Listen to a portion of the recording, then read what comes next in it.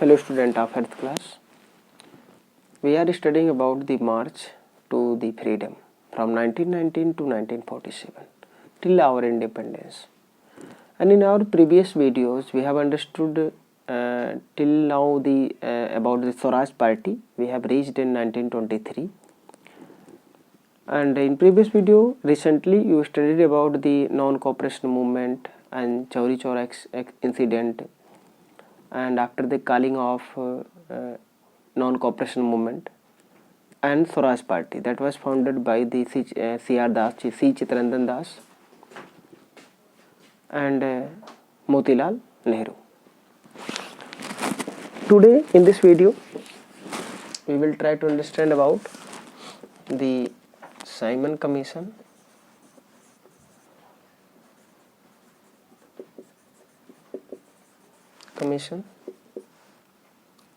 Lahore session,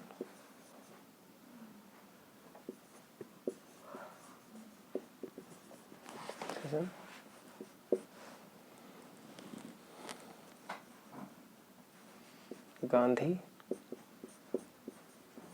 Irvin Pact, Pune Pact. Briefly we will try to understand about these dimensions. And next, round table conferences,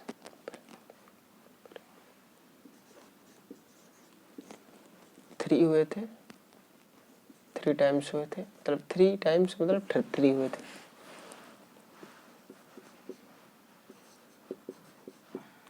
civil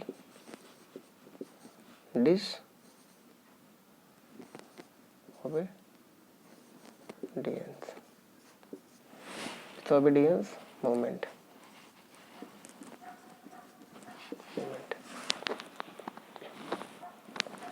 in dimensions को हम समझने का प्रयास करेंगे. एक बार अपने आप को हम उस टाइम पीरियड में ले चलने का प्रयास करते हैं. सिंपली समझते हैं कि जब 1923 में स्वराज पार्टी का गठन हुआ और 1919 में आपको याद आ रहा होगा कि मॉन्टेगू चेम्सफोर्ड रिफॉर्म आया था.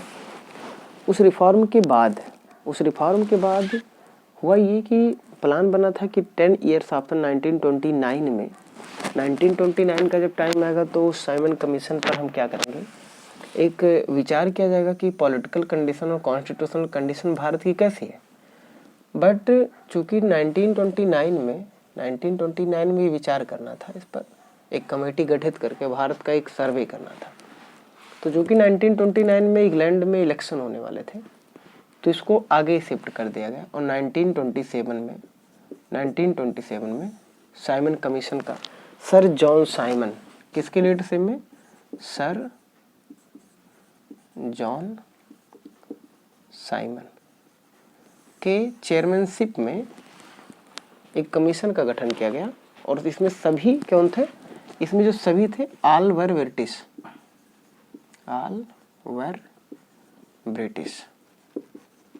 इसमें सभी लोग ब्रिटिश थे. कमीशन गठन किया गया जो भारत में भेजा गया. And this commission reached to India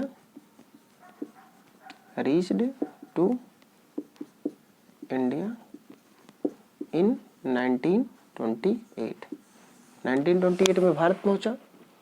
अब चूंकि इसमें कोई भारत का व्यक्ति नहीं था तो भारत का व्यक्ति न होने के नाते इसका भारत में काफी विरोध हुआ.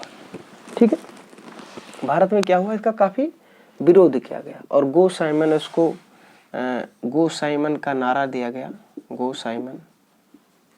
ठीक है, और ब्लैक कुछ फ्लैग्स दिखाए गए, काले झंडे दिखाए गए, उसको वापस किया गया. जहां जहां गया वहां इसको अपोज करने को, मतलब Simon commission where it went to for research and boycotted by Indians and with the slogan of go back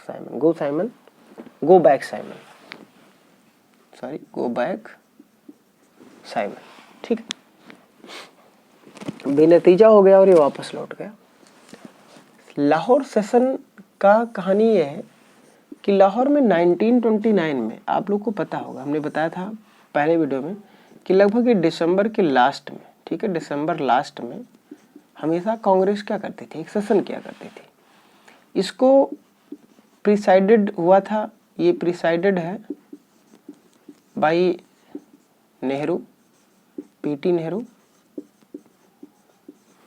presided by PT Nehru. और इसी लाहौर सेशन में आप इस एरो को देखिएगा, कंप्लीट स्वराज की बात की गई, ठीक है, कंप्लीट इंडिपेंडेंस की बात की गई, कंप्लीट इंडिपेंडेंस, इसको पूर्ण स्वराज भी कहा गया, पूर्ण स्वराज का कॉन्सेप्ट भी कहा गया, ठीक है, इसका डिमांड किया गया। उसी के बाद 26 जनवरी 1930 में Indians and Congress celebrated independence day.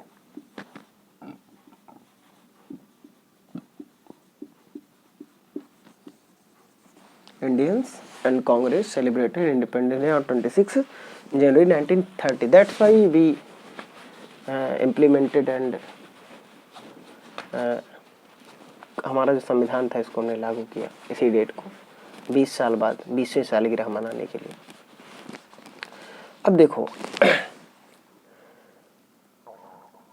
30 का समय था, इसी 30 के समय में क्या हुआ कि साल्ट कानून चलता था, साल्ट पे टैक्स लगता था, और साल्ट ला भी एक था, साल्ट ला, साल्ट ला। अब साल्ट ला नमक कानून और नमक पे टैक्स लगने के नाते आम लोग नमक का प्रोडक्शन नहीं कर सकते थे। इसके विरोध में गांधी जी ने नमक कानून शुरू करने का प्रयास किया था। तो ये हुआ कि अब एक बहुत मास मूवमेंट शुरू करने के प्रयास किया जाए 1930 के समय में।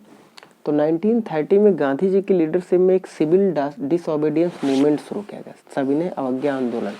कब शुरू किया गया? 1930 में, ठीक है। कैसे शुरू किया गया उसके डिटेलिंग में अगर जाएंगे आप तो दांडी मार्च का नाम आप लोग बहुत सुने होंगे, दांडी मार्च, जो कि आपको ये 12 मार्च 1930 को शुरू किया गया और 6 अप्रैल को ये सीसोर, जो कि दांडी गुजरात में पड़ता है, यहाँ पे पहुंच करके समुद्र से नमक बनाया और नमक कानून को तोड़ करके और सविनय अवज्ञा आंदोलन शुरू किया, जिसमें क्या गया कि भैया हाथ जोड़ करके हम अवज्ञा कि भैया हम आपसे सविनय मतलब हाथ जोड़ करके आपकी आज्ञा को हम नहीं मानेंगे, हम नहीं कर पाएंगे आपका काम। उसी तरीके से नॉन कोऑपरेशन के फॉर्म का था, लेकिन समथिंग डिफरेंट था। अब फर्स्ट राउंड टेबल कॉन्फ्रेंसेस जो चल रहे थे वो ब्रिटेन में चल रहे थे बेटा, 3 टाइम किए गए। ये इसलिए किए गए क्योंकि जो साइमन कमीशन की रिपोर्ट थी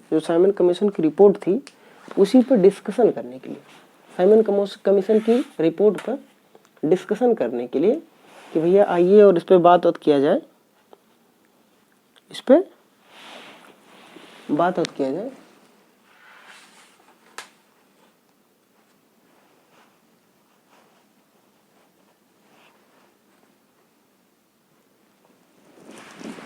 कि कैसे क्या कंडीशन है। फर्स्ट राउंड टेबल कॉन्फ्रेंस में कांग्रेस ने इसको डिनाई किया।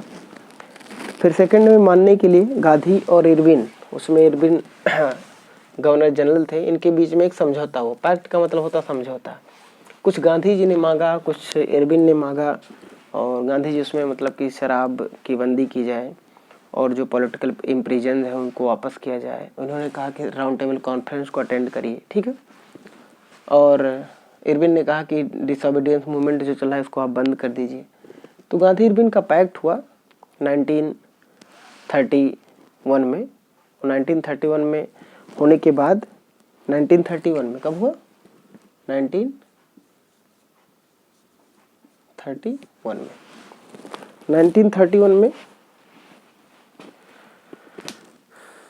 और सेकंड राउंड टेबल कॉन्फ्रेंस में भाग लेने के लिए कांग्रेस को तैयार कर दिया और गांधी जी रिप्रेजेंटेटिव बनके कांग्रेस का वहाँ ब्रिटेन में गए।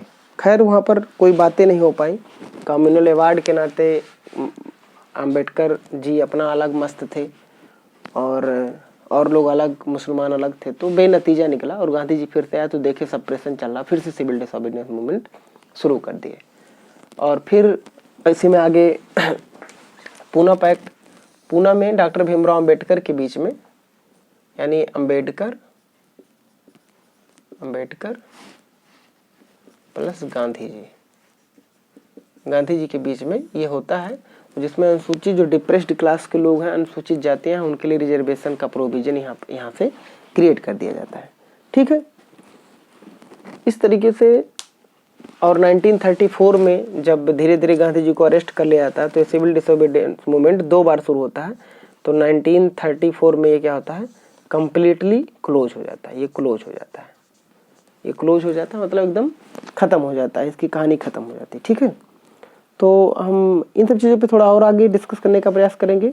जो हमारा the government of India act 1935 उसके संदर्भ में उसको एक बार रिकैप्चुलेट कर देंगे हम नेक्स्ट वीडियो में। Thank you.